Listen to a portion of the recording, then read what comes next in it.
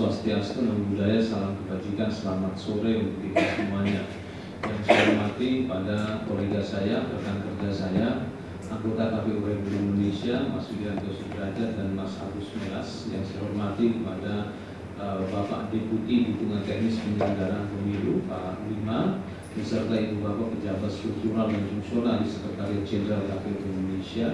Yang saya hormati kepada perwakilan partai politik peserta pemilu serentak 2024, yang saya hormati dan saya banggakan kepada Bapak Ibu perwakilan dari lembaga pemerintahan ataupun lembaga-lembaga lainnya. Yang saya hormati dan saya banggakan kepada Bapak Ibu dari NGO ataupun LSM kepemiluan, baik yang hadir di dalam forum rapat ini ataupun melalui daring. Ibu Bapak yang saya hormati dan saya banggakan, apa yang tadi disampaikan oleh Pak Deputi itu benar sekali. Kalau bicara tentang regulasi teknis dana kampanye, ini tentunya tidak bisa dipisahkan dengan regulasi kampanye itu sendiri, dan bahkan kami melihat posisinya seperti dua sisi mata uang, satu kesatuan yang tidak bisa dipisahkan. Dan kami tentunya pendekatannya pada pendekatan administrasi, akuntansi ya, dari pelaksanaan kampanye itu sendiri.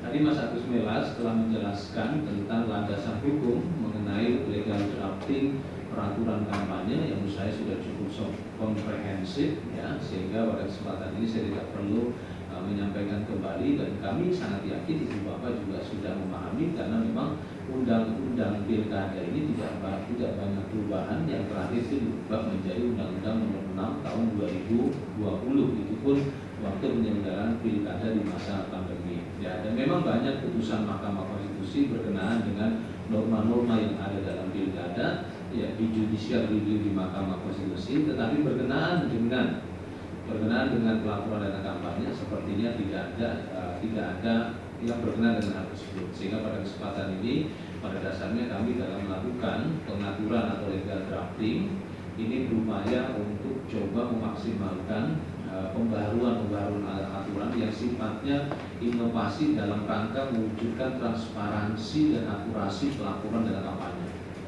Ibu Bapak yang saya hormati dan saya banggakan, next slide.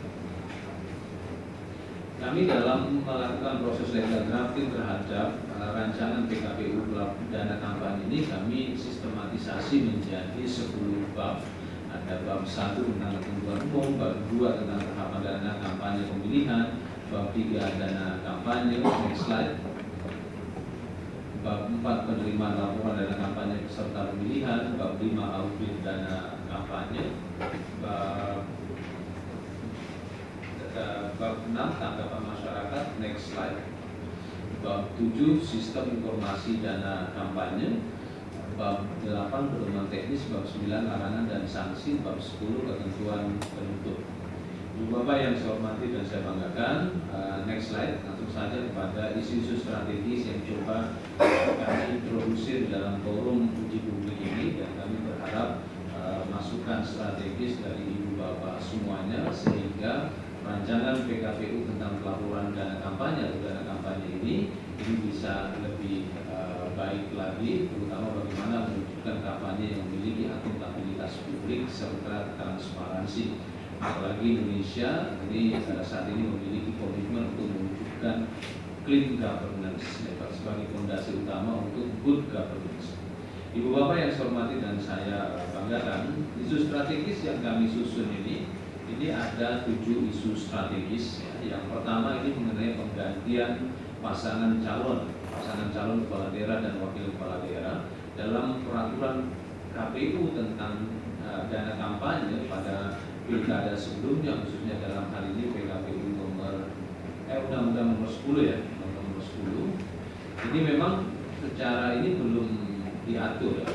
Di PKPU dana kampanye sebelumnya belum mengatur tentang kalau sekiranya terdapat penggantian pasangan calon, karena memang undang-undang memungkinkan ya, undang-undang memungkinkan, khususnya mengacu pada pasal 54 Undang-Undang Nomor 10 Tahun 2015 dalam hal pasangan calon kepala daerah dan wakil kepala daerah atau salah satu dari pasangan calon tersebut meninggal dunia dalam jangka waktu sejak penetapan ya, meninggal dunia atau memang sudah tidak memiliki kemampuan kemampuan lagi, ya, sudah tidak memiliki kemampuan yang dibuktikan dengan keterangan dokter, ya, bahwa yang bersangkutan sudah tidak memungkinkan sebagai calon lagi, maka pada dasarnya, ya, dapat mengusulkan pasangan calon atau salah satu calon dari pasangan calon pengganti paling lambat 30 hari sebelum hari pemungutan suara.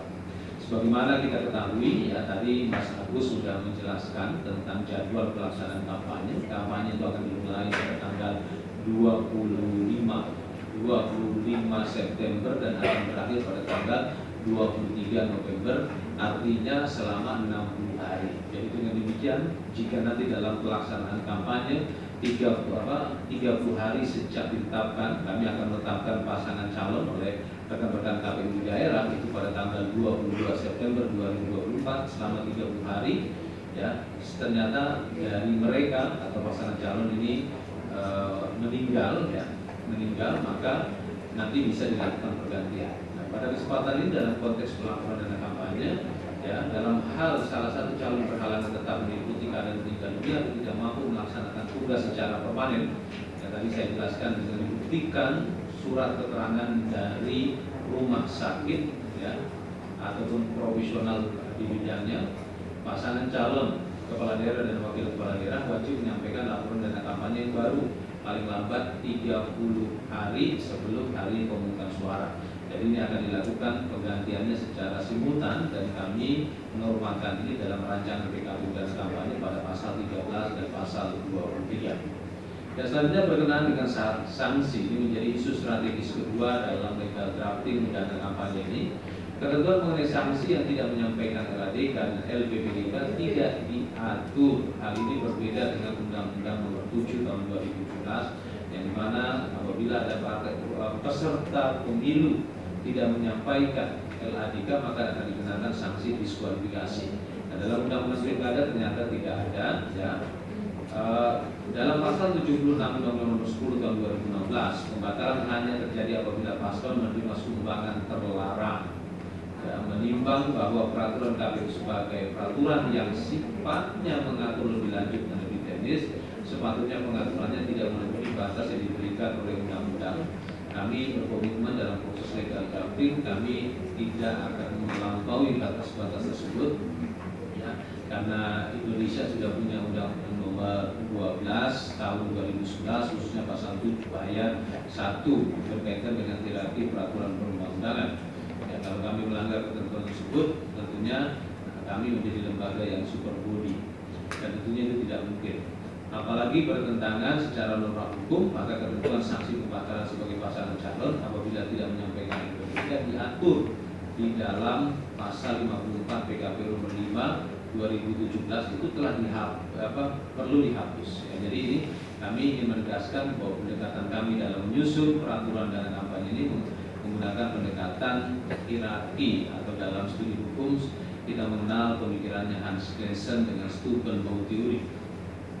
Nah, selanjutnya rencana kebijakan dalam legal drafting untuk pilkada serentak 2024, ya, dalam rangka meningkatkan kepatuhan pelaporan dana kampanye pasangan calon, maka akan diatur sebagai berikut. Ini ada 4 kami merancangnya. 1, apabila terdapat pasangan calon yang tidak atau terlambat menyampaikan LADK akan diberikan peringatan yang disampaikan melalui surat KPU dan diberikan kesempatan untuk menyampaikan LADK laporan awal dana kampanye dengan rentang waktu yang ditentukan.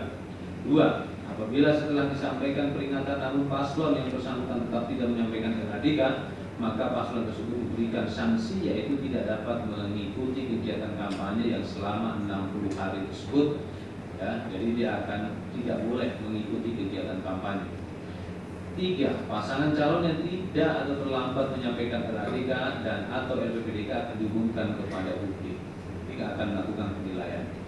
4, apabila paslon tidak menyampaikan LPPDK tidak ditetapkan sebagai calon terpilih sampai dengan calon bersangkutan menyampaikan LPPDK. Next slide. Isu strategis ketiga, penyumbang pihak lain. Ketentuan penyumbang pihak lain, ya, khususnya dari unsur kelompok tidak diatur dalam undang-undang. Nah, nanti kita bisa lihat dalam pasal 74 ayat 1 Undang-Undang Nomor 10 Tahun 2016 sumbangan pihak lain tidak mengikat yang meliputi sumbangan perseorangan dan atau badan hukum swasta. Sementara pada pasal 5 PKP nomor 5 tahun 2017 diatur bahwa sumber sumbangan yang berasal dari pihak lain meliputi sumbangan perseorangan, kelompok, dan badan hukum swasta. Untuk itu perlu dilakukan penyesuaian pada ketentuan tersebut dan menghilangkan sumber yang berasal dari kelompok.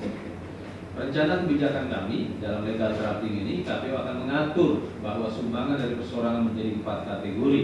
1. Anggota partai politik pengusung. Ini mungkin bisa ditambahkan parpol dan anggota parpol, karena berbeda. Parpol atau anggota partai politik. 2. Individu perseorangan. 3. Anggota parpol non pengusung. Karena kita ketahui berdasarkan pasal 40 Undang-Undang Nomor 10 Tahun 2016, partai politik yang bisa melakukan mengusung atau mendaftarkan bakal pasangan calon itu adalah mereka yang memperoleh kursi di DPR. Baik mereka akan menggunakan perolehan kursi DPRD atau maksudnya perolehan kursi DPRD ataupun suara. Jadi nanti yang bisa mengajukan bakal pasangan calon kepala daerah dan wakil kepala daerah adalah partai politik yang memperoleh kursi di DPRD. Yang keempat, relawan. Relawan ke depan kami akan wajibkan melaporkan dana kampanye. Dan kalau kita lihat perkembangan pelibatan tim-tim kampanye itu relawan lebih banyak, saya melihat demikian. Nanti Bapak bisa lakukan sharing kepada kita semuanya. 4. Pembatasan pengeluaran dana kampanye. Berdasarkan pasal 74 ayat 9 Undang-Undang Nomor 10 Tahun 2015, pembatasan dana kampanye pasangan calon ditetapkan oleh KPU Provinsi atau KIP Aceh, KPU atau KIP Kabupaten Kota dengan mempertimbangkan jumlah pemilih, cakupan, luas wilayah, dan standar biaya.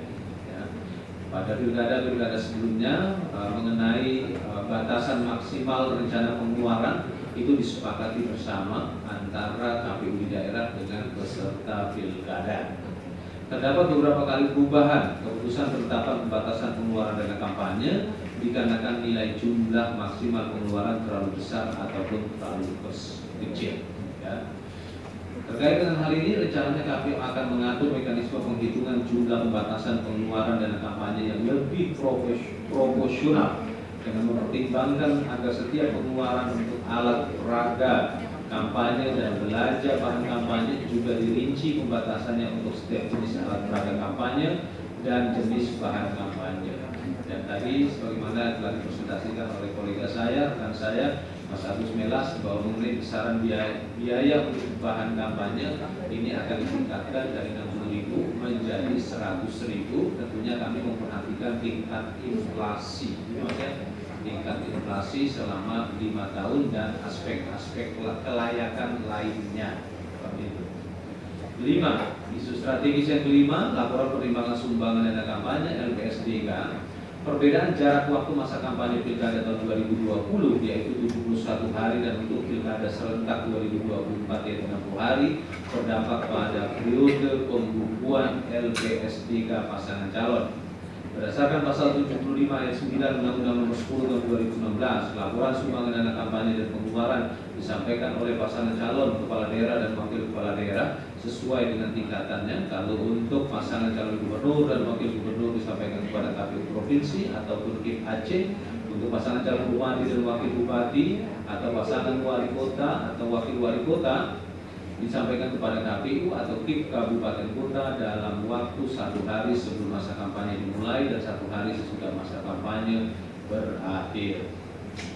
Rencana kebijakan, KPU akan mengatur bahwa periode pembukuan LPSDK dimulai 1 hari setelah penutupan pembukuan LADK, laporan awal dana kampanye, sampai dengan 1 hari sebelum LPSDK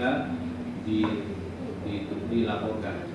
Hal ini kami normakan pada rancangan pasal 27 ayat 3. Selanjutnya isu strategis ke-6, sumbangan dalam bentuk uang elektronik. Uang elektronik. Kita semua tahu hari ini penggunaan e-banking, penggunaan e-wallet, dan penggunaan transaksi berbasiskan elektronik semakin berkembang di Indonesia itu menegaskan budaya digital Indonesia semakin bagus, dan tentunya kami sebagai regulator harus melihat hal tersebut sebagai satu isu strategis untuk memastikan bahwa tidak ada transfer ataupun pengiriman dalam bentuk elektronik yang sekiranya nanti akan mengganggu transparansi dana kampanye. Semakin berkembangnya teknologi mengakibatkan munculnya jenis sumbangan dalam bentuk uang, yaitu uang elektronik, yang sebenarnya pada pemilu serentak kemarin kami juga sudah atur. Jadi pengaturan ini pada dasarnya merujuk pada jurisprudensi atas kebijakan kami. Sesuai ketentuan pasal 74 ayat 3 dan 4 Undang-Undang Nomor 10 Tahun 2016, partai politik atau gabungan partai politik yang mengusulkan pasangan calon dan pasangan calon perseorangan wajib memiliki rekening khusus dana kampanye atas nama pasangan calon dan didaftarkan kepada KPU Provinsi, KIP Aceh atau KPU KIP Kabupaten Kota. Kami atur rencananya dalam pasal 10 ayat 1. Isu ke-7 soal transparansi. Transparansi melalui sistem informasi kampanye dan dana kampanye atau yang kami singkat dengan akronim SIKADK akan membuat pola agar informasi pelaksanaan kampanye dan tanggapan masyarakat dapat menjadi bahan penyanding antara kesesuaian laporan dana kampanye peserta pemilihan tahun 2024 dengan fakta pendanaan pada proses kampanye. Terdapat fitur unggah aktivitas kampanye pada SIKADK. Ya. Dan memang kami sadar khususnya persoalan mengenai bahan kampanye atau alat peraga kampanye seringkali tidak terkontrol dengan baik. Ya. Misalnya kami atur pencetakan alat peraga kampanye dalam satu wilayah itu maksimal misalnya 10, mungkin bisa jadi yang bersangkutan cetak sampai dengan 100. Jadi juga akan mempengaruhi kualitas transparansi dana kampanye. Maka partisipasi menjadi kunci bagi kita semua untuk memastikan dana kampanye dilaporkan oleh pasangan calon, kepala daerah dan wakil kepala daerah sudah memenuhi unsur transparansi. Selanjutnya, publikasi secara berkala. KPU mengumumkan informasi penerimaan dan pengeluaran dana kampanye beserta pemilihan tahun 2024 secara berkala melalui halaman https://info-pemilu.kpu.go.id/. Ini kami atur di dalam pasal 61. Selanjutnya, tanggapan masyarakat. Sebagaimana yang tadi saya sampaikan, tanggapan masyarakat menjadi kunci dari transparansi. Ya. Dan ini juga selaras dengan program Bawaslu RI yang dimana Bawaslu punya pengawasan partisipatif. Dalam hal terdapat tanggapan, masukan atau informasi yang disampaikan oleh masyarakat akan disampaikan kepada kantor akuntan publik untuk selanjutnya menjadi catatan dalam proses audit. Dalam pelaporan dana kampanye, kami KPU menerapkan kebijakan audit kepatuhan, tetapi tidak memungkinkan adanya audit forensik jika memang ada rekomendasi dari Bawaslu ya, ataupun dari Gakumdu. Nah, itu kami atur dalam pasal 56 ya, berkaitan dengan audit kepatuhan. Selanjutnya, akses SIKADK, Sistem Informasi Kampanye dan Dana Kampanye. KPU akan memberikan akses pada laporan dana kampanye yang ada pada SIDAKAM. SIKADK, ini typo. Ya, sengaja saya sebut agar notulen memperbaikinya segera.